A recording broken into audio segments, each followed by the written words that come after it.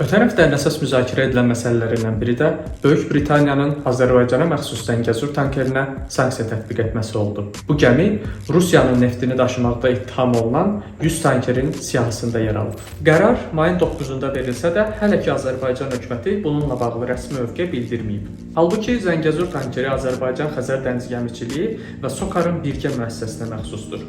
Hələ 2023-cü ildə Report İnformasiya Agentliyi məlumat yayıb ki, bu iki dövlət qurumuna məxsus tankerə İlham Əliyevin tapşırığı ilə Zəngəzur adı verilib. Siyasi şərhçi Elman Fəttah deyir ki, bu sanksiyanın ağır təsirlərinin olacağını düşürmək düzgün qərar olmaz. Çünki Avropa Rusiya ilə birbaşa ticarətdən imtina etsə də, Rusiya neftindən hələlik tam imtina etməyib. Rusiya ilə birbaşa ticarətdən imtina etmişdilər, amma Rusiya neftinə ehtiyacı tam qarşılaya bilməmişdilər. Bu baxımdan müxtəlif ölkələri, xüsusilə də Azərbaycan kimi ölkələri tranzit kimi seçərək, potensialından daha artıq enerji alışını nəzərdə tutan sazişlər imzalayaraq əslində buna göz yumacaqlarını göstərmişdilər ki, daha çox neft istəyirik və göz yumacağıq hardan alıb, hardan verdiyinə. Siyasi şərhçinin sözlərinə görə, indi artıq belə görünür ki, Avropa öz neft ehtiyacını alternativ vasitələrlə qarşılaya bilir. Ona görə də Rusiya neftinin daşınmasına göz yummaqdan imtina edir. Elman Fəttahın sözlərinə görə bu məsələyə siyasi tərəfindən baxmaq daha doğru olardı. Bu nüans da yeni bir testdir ki, Azərbaycana münasibətdə Avropa, Qərb artıq özünün bu etik dilemmasını, mənfəət və prinsiplər üzərindəki var-gəllərini hansı istiqamətdə yönədəcək.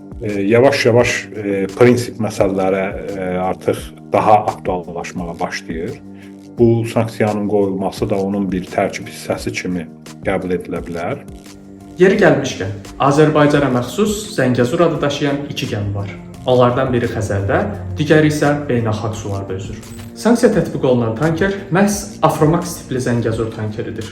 Bu tankerin ötən ilin avqustunda Star Neft Emalı zavodunda yük boşaltma prosesi ilə Xəzər Dəniz Gəmiçiliyinin sədri Rauf Vəliyev yerində tanış olub.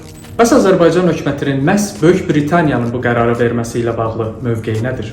Milli Məclisin deputatı, Azərbaycan Böyük Britaniya Parlamentlərarası Əlaqələr üzrə işçi qrupunun üzvü Zahid Oruc deyir ki, iki ölkə arasında həm siyasi, həm də iqtisadi baxımdan yaxşı əlaqələr mövcuddur. Amma buna baxmayaraq, bəzən arzu edilməz hallar ola bilir.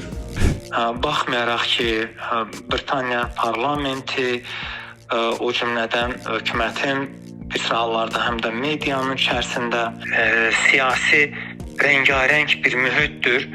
Bu mənada Azərbaycana yönəlik bir sıra hallarda bizim arzu etmədiyimiz davranışlar, qərarlar, addımlar, bəyanatlar, məqalələr də yer alır. Lakin biz bunu bütövlükdə Britaniya dövlətinin mövqeyi saymamışıq. Zahid Oruc hesab edir ki, bununla bağlı Azərbaycan parlamentində mövqe qoymağa tələsmək olmaz. Çünki məsələ hələ tam dəqiqləşməyib.